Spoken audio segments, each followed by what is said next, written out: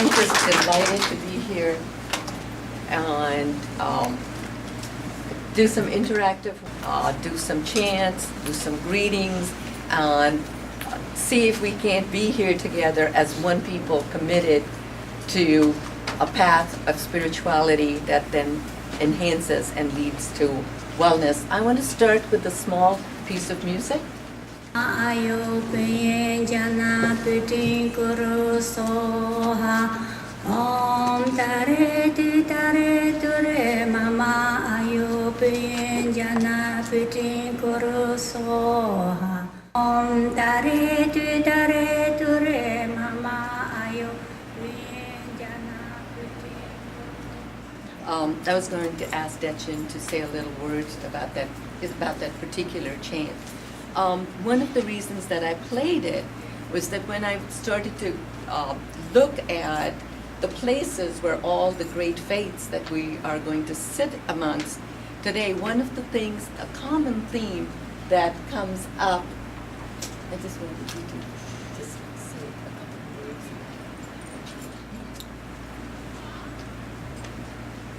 Can you speak into the mic? Okay. Is that better, folks? Yes. Okay. Thought I had a loud voice, but I'll work on it some more.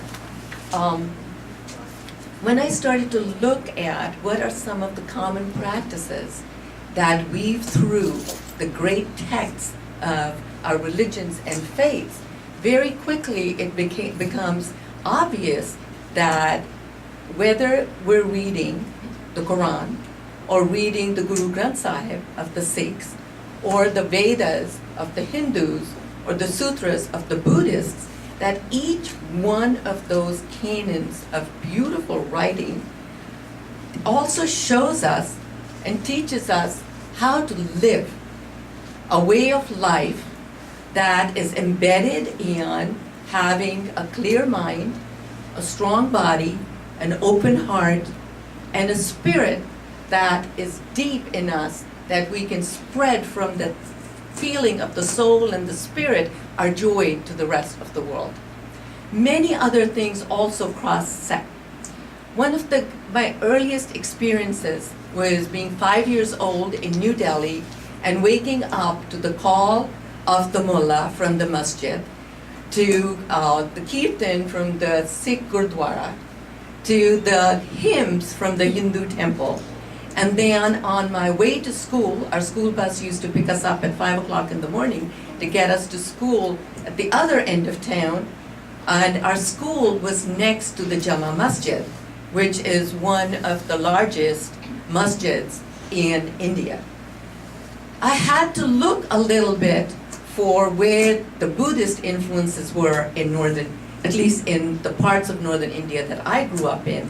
But it wasn't until a little later in my life that I actually came to be blessed by His Holiness the Dalai Lama at age 16 and became really interested in the study of Buddhism. During my life, I've had a journey that has not been without trauma, without, at least a sentence and a half long DSM diagnosis, evidence proof that we're resilient and in recovery, that it became very important to me that this principle of wellness develop at a very, very deep space in me, and that it also be informed by the great teachings that are already available, and then finding a way all through my life to integrate those things as new things emerge. For example, the world of Native Americans and the knowledge, the great knowledge that comes from their practices, and the world that is New Age. And I'm wearing my little New Age kunzai rock, compassion, produces compassion, and started to find that I was picking up that which was best for me to learn and practice and deepen and grow in, not judge that which I found difficult to understand or difficult to practice, and just honor it and put it aside. in the course of this journey, a couple of things that I absolutely love are the call to prayer that happens in the morning, and also the way that we greet each other. So I thought we could do a few of those today, and do a few greetings, and really embrace everyone in this circle. So I thought we could start with the chant Om, which is a very vibrational chant.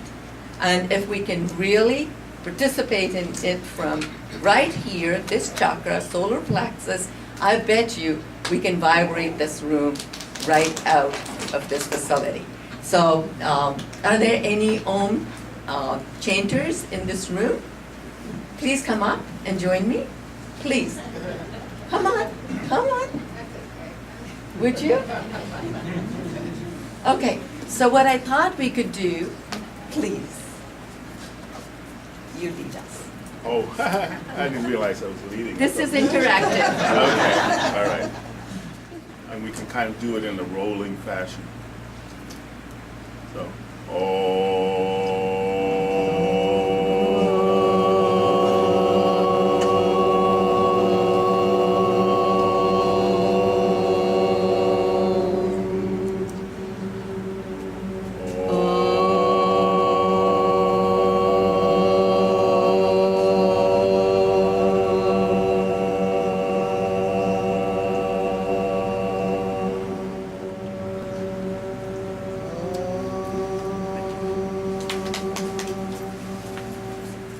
The next one we're going to do is Allahu Akbar, which is, thank you. God is great.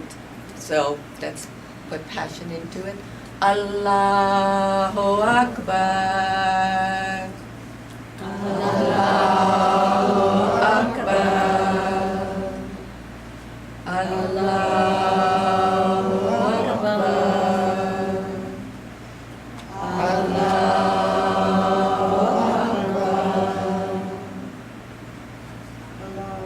Go ahead. I was born in a Sikh family and baptized as a Sikh, and wanted to bring you the name of our greeting, but I'm going to do this a little differently.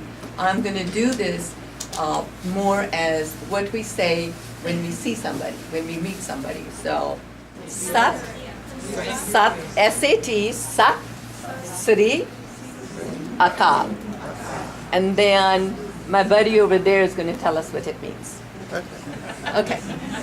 So, Sat Sri Akal, Sat Sri Akal, Sat Sri Akal, Sat Sri Akal. And it means, Meji, what does Sat Sri Akal mean? Sat means truth, but not like in regular sense, like what is eternal, which exists forever. That's Satya, and that's the Creator Himself. Siri is the Supreme, Akal, who's beyond time and space. So the three attributes of the Creator, when you remember it and repeat each other, so you find each other. When I was looking into Buddhism, and the other day I asked, there are a lot of Tibetans now in my neighborhood, and I asked one of the kids, I said, can you teach me the Tibetan greeting? And he says, hello. So I was like, thank you for making it so easy for me for Wednesday morning. Spirituality and wellness, to me, for me, what they mean is that I have the right and privilege to find ways, practices, and tools which support the wellness of my mind, body, heart, soul, and spirit, which bring joy into my daily living, and which I share openly, freely, and willingly with my community, which means to practice these ways without having to pay great amounts of money. So I especially appreciate today's conference being free. Thank you. Because I truly believe that all knowledge must be free, and the spreading of knowledge needs to be accessible to all peoples all over the world. I am a deeply religious person, and a deeply spiritual person, and see no contradiction in the two. I've also tried, not very successfully, to read and understand much of the Guru Granth Sahib, some of the Quran, some of the Vedas, and some of the Buddhist sutras. I felt that just the reading and examination of verses from any of these works of religious practice and the pursuit of spirituality brings much knowledge and joy into my life. So I highly encourage you to not shy away from these amazing, amazing books, holy books, the various teachings that have come to us so easily. I mean, everything now is so accessible. One of the pieces that I realized that exists in each one of the faiths is the power of the chant and the power of the mantra, or the power of someone who is highly evolved in the religion giving you a chant or a mantra or an instruction, which is what happens in Islam, for us to repeat so we can get to a place of higher understanding and wellness. For me, it was very important that my mother gave me my first mantra, Satnam Ji, Sri Vaheguru Ji, at the age of 6, when I had not spoken for about a year and a half, traumatized from what had come from the partition between India and Pakistan, and what at a very, very young age I had seen. So I had trouble sleeping, and I had trouble speaking, so my mother gave me this wonderful chant, which I have religiously practiced since that time on a daily basis. It was compounded by the fact that I was blessed by His Holiness, the Karmapa, 16th, who initiated me into Buddhism, and I took my vows. And the chant, or the mantra that he gave me was Om Mani Padme Hum. I want to examine that just a little bit. His Holiness, the 14th Dalai Lama says, and if you've ever heard him speak, you know that he always speaks with a little touch of smile, which means take this in, but don't take it in so seriously. You know, so I really appreciate him. He says, it is very good to recite the mantra Om Mani Padme Hum, but while you're doing it, you should be thinking on its meaning. For the meaning of the 6 syllables is great and vast. The first, Om, symbolizes the practitioner's impure body, speech, and mind. It also symbolizes the pure exalted body, speech, and mind of the Buddha. So in a way, when you're reciting this, you are making that connection with the great spirit of the Buddha. The path is indicated by the next 4 syllables. Mani, meaning jewel, symbolize the factors of method, the altruistic intention to become enlightened, compassionate, and loving. The 2 syllables of Padme, making lotus, symbolizes wisdom.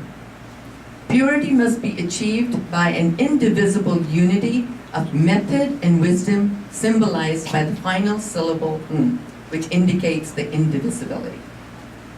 Thus, the 6 syllables Om Mani Padme Hum mean that independence on the practice of a path, which is indivisible union of method and wisdom, you can transform your impure body and mind into the pure, exalted body, speech, and mind of a Buddha. What I have realized is how difficult the spiritual journey is, especially at times when, and many of us that live with a mental illness, many of us have used drugs and alcohol in our lives, that even in those times, of great suffering. And I believe that, those are elements of great human suffering, that the importance of having something so core and close to you, given to you by a loving parent, or given to you by a great teacher, that they rest inside you, bringing about the slow awakeness of wellness again. Also looking at what else happens in our faiths and religions that speaks to wellness is that each one of them include a total way of life, how to live one's life that embraces the mind, the body, the spirit, and the soul. Have you ever noticed how physical some of our religions are? If we watch Muslims pray and really pay attention to it, they're also doing a form of yoga.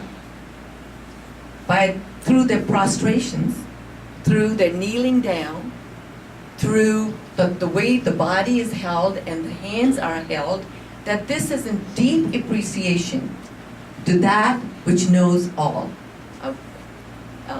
I will call that God or Allah.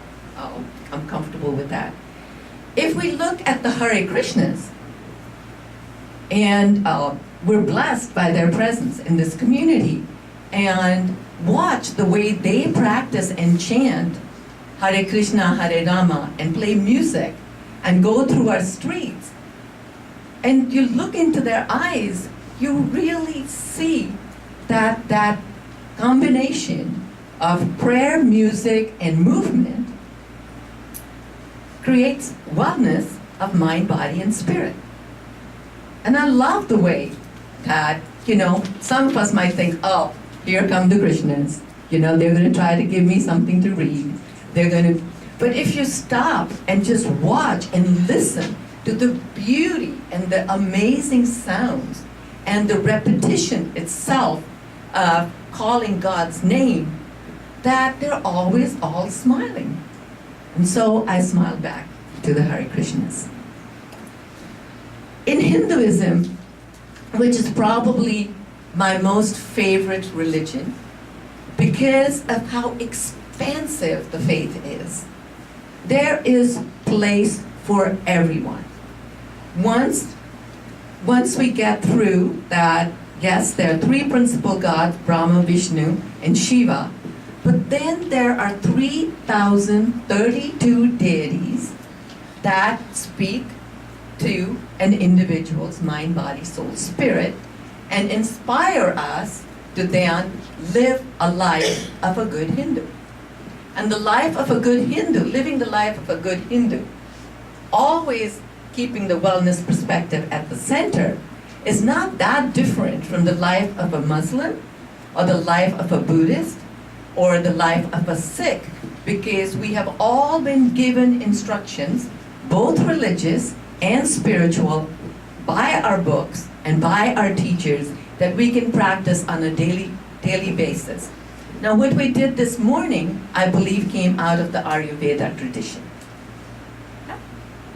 And out of the Hindu religion, one of the things that emerged was this extensive medical methodology called Ayurveda, which is about 5,000 years old, and now available to all of us because we live in the Bay Area. So from each of these faiths come chants, comes medicine, comes the belief in prayer, comes the right use of speech, the right use of body, the right foods to eat. So in a sense, we have been fully instructed by these faiths in how to live and have your eternal flame of wellness lit at all times. Because we are living right now, folks, in a culture which moves too fast, too often, busy, busy, busy, busy, busy. But in that busy, there is always those tiny drops of silence that we need to look for. There is an opportunity to say to a friend, come on, let's go walk around the block. Let's go see something that will lift our spirits. Because those are the intentions for today. And I wanted to set some intentions together for today. One of the intentions that also crosses all our faiths is the intention of respect. If you study the Quran and study Islam a little deeper, it is a faith of acceptance, as are all the other faiths that say that all of us are equal. What has happened over time, however, as those great pieces of knowledge got turned over to human hands and human minds, that things got interpreted in a way that then sometimes makes us feel that we are really separate from each other, that we cannot be in the other person's practice, or we will not be welcome in another person's faith. What I have realized is that if I come to any place that promotes spirituality, or sit at the Gurdwara on a Sunday to listen to our traditional hymns, that there is this openness and acceptance in, or go to the Zen Center, there is an acceptance in all of the places of faith. And I invite you to be brave and strong and start going to some of the ceremonies. Start experiencing what other people in this amazing multicultural community that we're living in. It's an amazing time to learn, to share, to discuss, to talk, to grow a body of tools, skills that are around wellness that comes from these deep faith beliefs. I Googled, I'm telling you, you give me an assignment and Google becomes my best friend. Now we've all heard about the benefits of yoga, but in this community, the way yoga is being taught is sometimes, I believe, a little limiting. So I wanted to give you the 3 different phases of yoga. Find my right page. The first is the way of karma yoga.